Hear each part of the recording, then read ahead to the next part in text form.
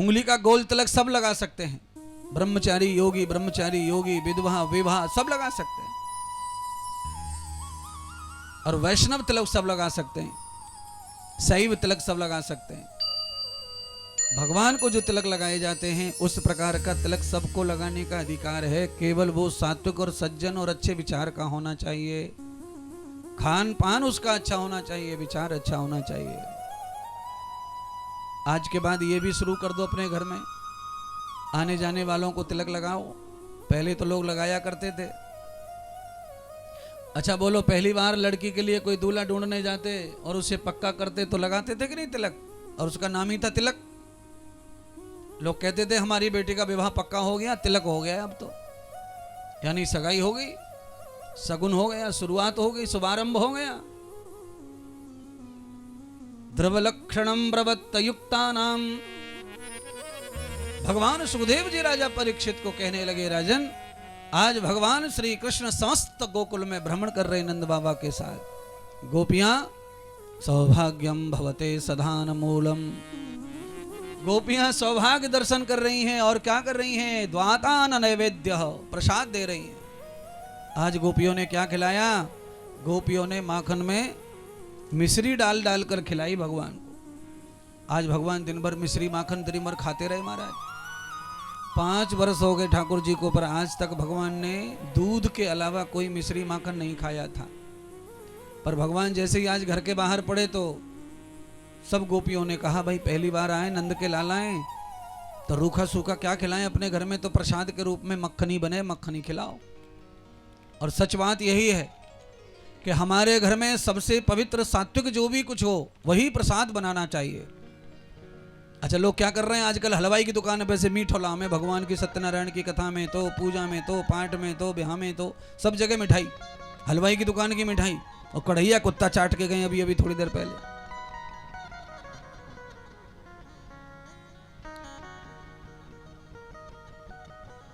मैं आपसे ये नहीं कह रहा कि आप मिठाई मत लाओ, पर मैं आपसे ये कह रहा हूं कि आप मिठाई ऑप्शन में लाओ। जब आपके घर में कुछ ना हो तब मिठाई लाओ, तब हलवाई को टटोड़ो।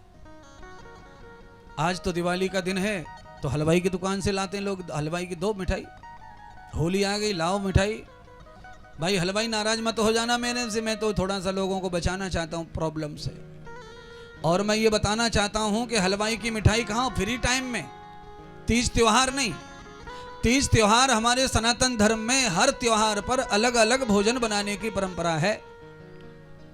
समझ जाओ बस, इतना ही बहुत है। हमारे यहाँ होली आती है तो होली पे अलग से त्योहार पे भोजन बनता है, दिवाली आती है तो अलग प्रकार का भोजन बनता है। हमारे यहाँ पर रक्षाबंधन आते ही तो भोजन अलग बनता है, यही तो प्रसाद है। पर हो क्या रहा है, होली आ रही है फागुन में, दिवाली आ रही है कार्तिक में, अब बताओ क्या करें। रक्षाबंधन आता है श्रावण में, करूं तो करूं क्या। और हलवाई की मिठाई वही है, चाहे कार्तिक हो, चाहे वैशाख हो, चाहे जेठ हो, चाहे आषाढ़ हो, पर वही मिठाई चल रही है सब जगह। और हमारे शास्त्रों में हमारे पूर्वज, हमारे अनपढ़ बूढ़े बड़े क्या क्या बढ़िया बढ़िया बातें बता के गए महाराज।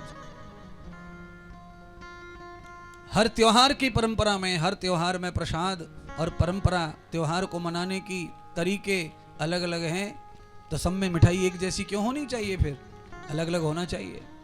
इससे क्या होता है, आरोग्य बढ़ता है, आदमी निरोगी रहता है, बीमारियों से मुक्ति मिलती है।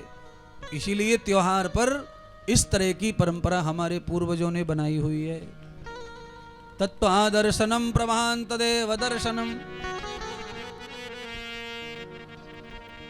यशोदा मैया के लाला ने आज सर्वत्र दर्शन किया।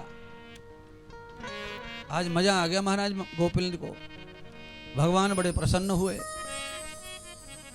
शाम को मैया के पास पहुंचे, सूर्य अस्त हो गया, तब मैया भी दूध लेकर बैठी थी रोज की तरह। आगृहताम तम वर्धतौ रतनः। आओ भाई लाला, एक आना, थक गए होंगे, दूध पी लो। कन्हैया जी ने आज दूध नहीं लिया। अच्छा दूध क्यों नहीं लिया, दिन भर मक्खन खाया है और मक्खन में थोड़ा छाछ रहती है, खट्टा रहता है। अगर आपने मक्खन खा लिया है तो फिर दूध नहीं पियो, नहीं तो पेट में जाके दूध जो है पचता नहीं है, जम जावे। तो परमात्मा 5 वर्ष की आयु में ये बता रहे हैं कि आदमी को क्या खा के क्या नहीं खाना चाहिए। और ये जो बैठी है पलटन फौज बैठी है, ये क्या खा के क्या नहीं खाती बताओ, बताओ ना, क्या नहीं खाते आप, क्या खा के? आपको खाली मौका मिलना चाहिए किसी की शादी में जाने का, फिर देखो जहर भी क्यों न रखा हो पर चखेंगे जरूर। हाँ, शादी में गए और जहर नहीं चखा तो कैसे काम चलेगा? कितना भी नेगेटिव पॉजिटिव हो भोजन, पर आदमी सब में से खाता महाराज। बहुत सारे लोग हैं जो अस्वस्थ हो जाते हैं, बीमार पड़ जाते हैं, परेशान रहते हैं। अरे महाराज, भोजन भले ही तुम्हें आज ऐसा मिल रहा है, पर जीवन और पेट तो सब अपना है ना। हमारे भगोनी घर में जो भोजन पकाने की है, उसमें अगर थोड़ा सा भी कुछ लगा रह जाए, मानो साबुन लगा रह गया, थोड़ा सा आपने 3 बार धोया भगोनी को, पर जतर पतर में जल्दी जल्दी में आपने पानी चला दिया और छोड़ दिया, आपको लगा हो गया साफ। ज्यादातर महिलाओं का यही कार्यक्रम है, साबुन लगा देती हैं भगोनी में और नल के नीचे टुर्र, जितना छूटना छूट जा, बाकी ले मर जाओ सब खा के इसको। 5 बार धीमे पानी पर भगोने को साबुन को धो। शरीर नहाते समय समझ लो, नहाते समय साबुन कितनी देर में निकलता है, भगोनी में साबुन उससे भी ज्यादा देर में निकलेगा, क्योंकि शरीर में रोमा होते ही साबुन को निकलने का चांस ज्यादा है। भगोनी में कोई रोमा नहीं, वो तो चिकनी चट्ट है, वो तो एकदम चिकनी है, वहां कहां जल्दी निकलने वाला कुछ। शरीर में बाल होते हैं तो जल्दी से साबुन निकलता है, साबुन पानी डालेंगे जल्दी निकलेगा। इसीलिए कम से कम 5 बार साफ पानी से भगोना को धोना चाहिए। अगर नहीं धोया तो गांव वाले हैरान हो जाएंगे, अरे भैया ये हुकमचंद ने तो कभी बीड़ी तंबाकू सिगरेट शराब कभी नहीं की, इसको कैंसर कैसे हो गया? अरे भगोनी ना धोई तेरी लुगाई ने, इसलिए कैंसर हो गया। बिम्बार खा गया तू 5 किलो 3 साल में। धीरे धीरे धीरे धीरे न जाने कितना जहर तुम्हारे शरीर में जा रहा है। इसीलिए आपसे बन पड़े तो आप छत्तीसगढ़िया ही रहो, इतराओ मत। पूरा देश इतरा रहा है इस समय, छत्तीसगढ़ के लोग कम इतराते हैं थोड़ा, ये ध्यान रखो। मुझे कहने में कोई डर लगता नहीं किसी से, पूरा देश इतरा रहा है महाराज। अगर थोड़ा बहुत कहीं बचाए खैर, तो छत्तीसगढ़ में बची है थोड़ी बहुत, यहां थोड़ा है मिट्टी का संबंध, नहीं तो महाराज पूरे देश में अब मिट्टी ना बची कब बर्तन धोने के लिए कहीं पर भी। आप कोशिश करो, कोई कुछ भी कहे, धन कितना भी आ जाए, पर बर्तन मिट्टी से धोना शुरू करो दोबारा। अगर मिट्टी बर्तन में रह भी जाए और खाई भी जाए तो कोई नुकसान नहीं करती है और शरीर को अच्छा कर देती है, पर ये साबुन खाया गया तो ये जहर है, मार डालेगा तुमको। मिट्टी थोड़ी बहुत चली जाए पेट में तो कोई नुकसान होता नहीं है महाराज। हाँ, पहले ज्यादा धोने फोने के साधन नहीं थे तो खेत में लोग गाजर मूली उखाड़ करके ऐसे ही खा लेते कपड़े से पहुंच के। कपड़ा भी नहीं था तो लोग रगड़ लेते थे, मैट डोर से ही घास भूस से ही पकड़ के रगड़ दिया और खा लिया, और आधा मिट्टी आधा कुछ। अरे महाराज, ऐसे आदमी फौलाद, हड्डियों में इतनी ताकत रहती, क्योंकि मिट्टी तो कैल्शियम है, मिट्टी के अंदर तो आयरन होता है।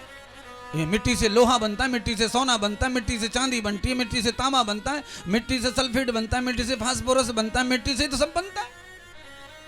और अकेले मिट्टी से ही सब तत्व चले जाते हैं शरीर में, और आदमी सबसे ज्यादा मिट्टी को ही बचा बचा के चल रहा है। मिट्टी का संग खत्म हो गया, बीमारी का संग आ गया महाराज। पूरे घर में लतर पतर हो गई, मिट्टी कहीं बची नहीं है, इधर टाइल्स उधर टाइल्स, यहाँ टाइल्स वहां टाइल्स, सब जगह टाइल्स टाइल्स हो गई महाराज। मिट्टी में मिट्टी कम दिखती है, टाइल्स पे मिट्टी ज्यादा दिखती है। अगर आपका आंगन कच्चा है, लीपने वाला है, तो उस पर धूल दिखेगी नहीं, मैला दिखेगा नहीं, और आप टाइल्स लगवा लो, पोंछा मार के हटो, 1 घंटे के बाद में देखो धूल धूल धूल, पैर छप जाते महाराज। इसीलिए मिट्टी मिट्टी को पचाती रहती है। तो आंगन में, घर में कहीं एक जगह ऐसी होनी चाहिए, थोड़ी कच्ची होनी चाहिए, थोड़ी कच्ची होनी चाहिए। हमारे आश्रम में ऐसा नहीं है कि हमारे पास में भक्त पैसा नहीं दे रहे, हमने थोड़ा कच्चा रखा हुआ है, दोनों आश्रमों में कच्चा है, वहाँ भी कच्चा है, हम वहाँ भी गोबर से लिपते, महाराष्ट्र में भी बैठने की जगह, और यहाँ कथा जहाँ करते वहाँ भी कच्चा रखा हुआ है। सारा आश्रम पक्का किया है तो उतनी जगह भी पक्की कर देते, इतना तो पड़ा हुआ है टाइल्स वैसा फालतू की। पर रखो, बारिश का पानी जब पड़े तो हमारी छत का पानी हमारे घर के इर्द गिर्द ही धरती में जाना चाहिए, जिससे कि बोर लटक ना जाए। दिसंबर में, जनवरी में, फरवरी में, मार्च में, अप्रैल में, भरचट्टी में 70% बोर लटके पड़े महाराज। 100 में से 70 घर में पानी ना बचा, यूं लटक गए। 250 फुट पे, कोई 150 फुट पे मुंह फाड़ के पड़ा है, पानी ना आ रहा, लोग इधर उधर से भटकते फिर रहे हैं पानी। अरे बारिश का पानी जितना छत का है, अगर वो घर के बगल में ही कहीं चला जाता तो काहे को लटकता तेरा बोर। इसीलिए पानी को जितना चाहे उतना बचाइए। कहने का अर्थ यह है कि भगवान श्याम सुंदर क्या कह रहे हैं, मैया मेरा पेट भरा हुआ है, मैं दूध नहीं पीऊंगा। भगवान जल्दी सो गए। मैया को नंद बाबा ने समझा दिया, अरे पगली जिद क्यों कर रही है, आज मैं साथ में था, पूरे गांव के लोगों ने भर भर खिलाया है तेरे लाला को, उसका पेट भरा है तो रहने दे। दूध ऐसी चीज है कि इसको भरे पेट पर भी पी लिया जा सकता है, पर भगवान ने नहीं पिया। सुबह 4 बजे मैया यशोदा जगी, देखा भगवान है ही नहीं बिस्तर में महाराज। ढूंढती फिर रही है घर में, कहां गया कहां गया। कल शाम को दिन भर जो भगवान खा के आए थे गोपियों के घर में माखन मिश्री, उसका स्वाद भगवान को रात भर नहीं सोने दिया। वही याद आ रहा है। और यशोदा मैया खिलावे ना माखन मिश्री, क्योंकि उसे लगे बीमार पड़ जाएगा छोरा। तो आप कान खोल के सुनिए, भागवत कहती है कि 5 वर्ष से 10 वर्ष के बच्चे को घी नहीं खिलाना चाहिए, माखन रोज खिलाना चाहिए। माखन कैसे खाएं गुरुजी, फिर ये बताओ। माखन को रोटी पे रख के मत खाओ, एक तो माखन को सब्जी दाल में डाल के मत खाओ, माखन को हमेशा निन्ने खाओ, खाली पेट खाओ, मिश्री के साथ खाओ, चीनी के साथ खाओ, गुड़ के साथ खाओ। खाली पेट माखन अगर शरीर में चला जाए तो आप लिख लो, आप 100 साल तक कभी भी कहीं से भी बूढ़े नहीं होंगे आप। न आँखों से, न बालों से, न गालों से, न दांतों से, न मुंह से, न हाथ से, न पैर से। हर चमड़ी ऐसी माखन बनी रहेगी, मलाई चमड़ी बनी रहेगी, न कोई लवली लगानी पड़ेगी न लवला, दूर से लाइट मारेगा सब शरीर। आपके अंग पे से भूल से भी शरीर से कपड़ा उतर जाए तो ऐसा लगेगा जैसे सूर्य उदय हो गया बॉडी पे।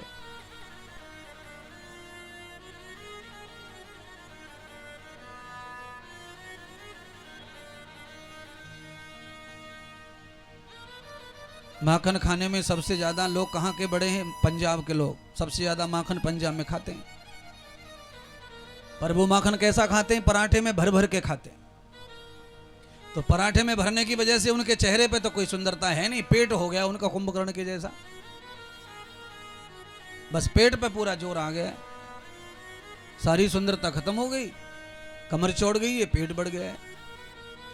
और देखिए मैं जो कह रहा हूं उसको 2-3 महीने करके देखो, और 2-3 महीने करके देखो, ज्यादा खाने की जरूरत नहीं है, खाली 1 चम्मच भर के खाओ मक्खन, फिर देखो तो सही 3 महीने के बाद में कंघी से खींचो और घर वालों को बुला के कहो कि मेरे बाल खींच के देखो, तुम्हारा पति लटक जाएगा तुम्हारे बालों से, एक ना उखड़ेगा। वैसे भी दुनिया भर की रेसिपी बालों की लोग बनाते हैं, लोग दही लगाते हैं, क्या क्या लगाते हैं बालों में, क्यों लगाते हैं? दही तो शैम्पू ही का काम करती है, दही तो कंडीशनर का ही काम करती है। तो मक्खन खाओ ना, लगाने से क्या है, जो लगाएंगे वो कल छूट जाएगा, परसों असर उतर जाएगा। अगर वो खाएंगे तो उसका असर अंदर से आएगा तो नहीं उतरेगा। पेड़ की जड़ में पानी डालने से जो हरियाली आती है वो पेड़ को छिड़कने से आती, वो आ ही नहीं सकती हमारा। और जल जाएंगे पत्ते, गर्मी में पेड़ को ऊपर से छिड़क दिया तो जल जाता है, नीचे से गर्म ऊपर से ठंडा, सर्द गर्म होके हाय छी, पेड़ को भी छींक आती है भयंकर, रात में सूखता है फिर। इसीलिए पेड़ की जड़ में ही, और जड़ क्या है, अंदर से खाओ। ये ध्यान कर लो मैं जो कह रहा हूं। ये मैं मेरी तरफ से नहीं समझा रहा हूँ। श्रीमद् भागवत कथा में स्वयं कृष्ण भगवान 5 वर्ष की आयु में सारी दुनिया को ये संदेश देते हैं कि अपने गांव का दर्शन करो, अपने गांव की गलियों में घूमो, अपने गांव में बैठो उठो, अपने गांव में खाओ पियो, पूरे गांव के साथ ऐसा रिश्ता रखो कि आप गांव में जहां भी निकले तो आपको 10 जगह न्योता मिलना चाहिए। आओ काका बैठो ना, काका चाय पियो ना, कहाँ जा रहे हो काका, कहाँ भाग रहे हो, चलते रहते हो, कभी रुकते ही नहीं हो। गाँव में ऐसा है। और तुम लोग गाँव में पूरे में घूमते रहते हो, कुत्ता ना पूछे तुमको। इस गली में से घुसते हो, सारी गलियों में घूम के आ जाते हो, अपने घर पे आके पानी पीते हो, कोई ना पूछता पानी का भी। क्यों? संबंध नहीं अच्छे गांव में। संबंध ऐसे रखो गांव में कि आप गांव में निकले तो शाम तक घर नहीं आ सके, घर वाले रोटी का इंतजार करें, पानी का इंतजार करें, और आपके लिए वहां लाइन लगी पड़ी है हर घर में, हर घर में, हर घर में। ये सब व्यवहार से संभव है महाराज। कि आप धनवान हो जाओ, बंगलेवान हो जाओ, उससे कुछ नहीं है। आपके व्यवहार में अगर समानता है, रुचि है, सबके साथ में प्रीत करने का भाव स्वभाव है, तो आपको हर जगह पानी का, रोटी का, चाय का पूछा जाएगा। और आपके स्वभाव में बदमाशी है तो आपके घर में ही आपको लोग नहीं पूछते, खाओ तो खाओ, मत खाओ तो कहां पूछेंगे गांव में। फिर लगातार भगवान ने 7 दिन ऐसा किया। यशोदा मैया ने क्या किया, एक दिन तो अपने साथ बांध के सो गई, लाला को बांध लिया छाती से। अब नींद तो आई जावे महाराज। रात भर मैया ने रखवाली की, सवेरे 4 बजे झम्मियां आने लग गई मैया को। और ब्रह्म काल में ब्रह्म ना उठे तो कौन उठेगा महाराज। मैया सोई और परमात्मा उठे, चले गए। और आज भगवान ने ऐसी लीला कर दी कि गोपियों का पूरा घर खकोट डाला, किसके घर में क्या माल कहां रखा है हाथ नहीं लगाया किसी को। भगवान सर्वत्र नजर डालकर देख कर आ गए कि गांव में कितनी शक्ति है, गांव में कितना सामर्थ्य है। अपने गांव का सामर्थ्य जानने का अधिकार सबको होता है। अगर जिसे गांव का कल्याण करना हो, गांव का मुखिया। पर आजकल मुखिया कैसे होते हैं, गांव को पूरा सट्टा सप कर जाएंगे, सतुआ कर जाएंगे, पी जाएंगे गांव को। अब गांव के बारे में ऐसा अच्छा सोचने वाला मुखिया कहां से लाए महाराज। गांव के मुखिया को, गांव के सरपंच को तो इसी बात की चिंता पड़ी रहती है कि मैं कौन सी करंजा, कौन सी रोड में से, कौन सी पुलिया में से, कौन सी नाली में से कितना खा जाऊं, पी जाऊं, टन्न हो जाऊं। एक आध सरपंच यहां बैठा होगा तो ऐसा भी नहीं है कि सब ऐसा करते होंगे, एक आध कोई होगा अच्छा, पर ज्यादातर नाली पे ध्यान रहता है पूरा। इसीलिए गांव में विकास और सुंदरता नहीं आ रही है। वैसे तो ग्राम पंचायत को सबसे ज्यादा पैसा सरकार से आता है, पर सरकार का पैसा गांव तक लास्ट हो जाता है, क्योंकि गांव के अलावा, गांव के बाद कोई और दूसरी जगह नहीं है सरकार के पैसे को लाने की। सरकार का पैसा जितना भी आता है वो ग्राम पंचायत के लिए ही है। पर हमारे पास आते आते देखो सब गांव भुंडे सुंडे से खड़े, किसी गांव में कोई सौंदर्य नहीं है। और पैसा हर साल आ रहा है महाराज, दुनिया भर का आ रहा है, सौंदर्य नहीं है। पर क्यों? कुछ तो गांव में समझौता अच्छा नहीं होता, पैसा लौट जाता है। और कुछ गांव के लोग अच्छे होते हैं, कभी कभी मुखिया सरपंच अच्छा नहीं मिलता है। और कभी कभी ऐसा हो जाता है कि लड़ाई मार होती है, हम नहीं बनने देंगे, हम नहीं होने देंगे। तो गांव में इस तरह से नुकसान हो रहा है। इसलिए बंधुओं, आप अपने गांव को आदर्श गांव बनाइए। आपके गांव में विद्यालय हो, आपके गांव में हॉस्पिटल हो, आपके गांव में सत्संग भवन हो, आपके गांव में बारात भवन हो, आपके गांव में सब चीज़ आपके गांव में उपलब्ध होनी चाहिए। आपके गांव में ही सब होना चाहिए। गांव के आदमी को किसी भी विपत्ति में, किसी भी सुख में बाहर जाने की जरूरत ना पड़े। गांव में ही बच्चे खेलें, गांव में ही बच्चे कूदें, गांव में ही बच्चे दौड़ें, गांव से ही बच्चे नौकरी लग के चले जाएं।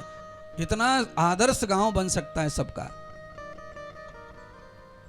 भगवान ऐसा चाहते हैं गोकुल को बनाना, इसीलिए घर घर जा रहे हैं, गली गली जा रहे हैं, सबसे मिल रहे हैं। अंत में भगवान ने क्या किया, ग्वाल वालों के साथ में मित्रता कर ली। भगवान को 7 दिन में यह ज्ञान हुआ कि कौन से बालक का हाल खराब है, कौन से बालक की बूझ नहीं है गांव में। आहा रे मेरे परमात्मा, इसीलिए कहावत है हमारे छत्तीसगढ़ में, जिसका कोई नहीं होता उसका भगवान होता है। परमात्मा ने पूरे गोकुल में ये देख लिया। भगवान ने पूरे गोकुल में ये देख लिया कि इसका कोई नहीं विचारेगा, इसको घर की इसकी माँ भी घास नहीं डालती, पैदा तो कर दिया, इसका पिता भी नहीं पूछता। और बच्चे कई होते हैं बेचारे, जन्म से कोई लंगड़ा होता है, कोई लुल्ला होता है, कोई अंधा सा होता है, कोई पागल सा होता है, तो घर में उसको कोई घास डालता नहीं है, पड़े रहे चुपचाप।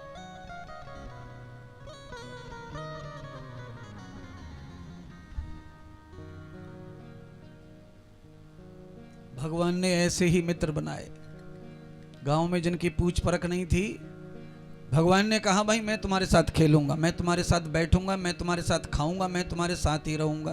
तो भगवान ने श्री दामा, मुदमंगल, माधव आदि आदि मित्र बना लिए और सभी मित्रों से कहा कि भाई हमारा काम क्या है तुम्हें पता है, हम ऐसे उठपटांग काम नहीं, हमारा सबका काम यह है कि गांव का ऐसा नियोजन होना चाहिए कि गांव के सारे बच्चे बलवान पहलवान होने चाहिए, और गाय में बैल, गाय के बैल ऐसे होने चाहिए कि एक बार जुट गया गाड़ी में तो मथना तक थकना नहीं चाहिए, बैल इतना मजबूत होना चाहिए। बंधुओं, गाय का बच्चा हो या माँ का बच्चा हो, माँ का दूध अगर 6 महीने भी भरपेट मिल जावे तो इनकी 100 साल भी कुछ ना बिगड़े महाराज। भरपेट दूध मिल जाए बालक को 6 महीने बचपन में, चाहे बैल का हो चाहे गैया का, तो तुम्हारा। पर समस्या कहाँ आ रही है? यहीं आ रही है, भरपेट भोजन दूध के रूप में बालक को नहीं मिल पाता है। सब आडंबर आ गए समाज में, और दूध जो है गाय का तो बहुत ही खतरनाक काम हो चुका है, उनके तो बच्चों को मिलता ही नहीं है ज्यादातर। 1 लीटर दूध गाय दे रही हैं, सब लोग खींच लेते हैं, गाय के बच्चे के लिए कुछ रह नहीं जाता। तो भगवान ने आंदोलन किया कि गाय के बछड़ों को दूध मिलेगा और गौ सेवा करने वाले ग्वाल वालों के बच्चों को दूध मिलेगा। आज के बाद में कोई भी गोल गोपी दूध दही मक्खन लेके मथुरा बेचने नहीं जाएगी। ये भगवान ने आंदोलन करवा दिया। सारी गोपियों ने आंदोलन को स्वीकार किया, कोई गोपी नहीं गई। 7 दिन पूरे हो गए। भगवान ने सबसे पूछा, भाई 7 दिन हो गए, अब तो दूध मिल रहा है, दही मिल रहा है, मक्खन मिल रहा है। सबके मुंह नीचे लटके। सबने कहा, काना 7 दिन हो गए मैया दूध बेचने नहीं गई, मेरी भाभी दूध बेचने नहीं गई, पर उन्होंने तो आफत खड़ी कर दी है, न दही खिलाई, न दही, न मक्खन, न छाछ, कुछ नहीं। तो कहाँ जा रहा है फिर ये सब? अरे भाई तेरे घर में 10 गाय दूध दे रही है, वो दूध जाता कहाँ है? तो श्री दामा ने रोते रोते कहा, काना सारा दूध छींके पे लटक रहा है, भाभी इतनी ज्यादा बदमाश है कि छींका बना लिया है, और दही जमावे, माखन निकाले और छीके में मटकी भर के भर दे। अच्छा, ये तो और बुरा हो गया। जब से दूध बिक रहा था कम से कम पैसा गांव में आ रहा था, अब पैसा भी नहीं आ रहा और दूध भी नहीं मिल रहा, ये तो बर्बाद हो जाएगा। दही, दूध, माखन, अब समझते चलिए, दूध को 24 घंटे से ज्यादा नहीं रखना चाहिए, दही को 8 घंटे से ज्यादा नहीं रखना चाहिए, माखन को 7 दिन से ज्यादा नहीं रखना चाहिए। घी को कितने भी दिन रख लो, एक बार माखन तप जाए, उसका दोष निकल जाए तो वो अजन्मा हो जाता है, 100 साल भी रख लो, पर माखन 7 दिन से ज्यादा रखने पर फफूंदा हो जाता है, उसको भुर्री आ जाती है, वो किसी काम का नहीं बचता। इसीलिए 7 दिन में माखन तपाने का हमारी माता बहनों की परंपरा रही है पहले से ही। तो आप समझो, हर परंपरा में विज्ञान समाया हुआ है, हर परंपरा में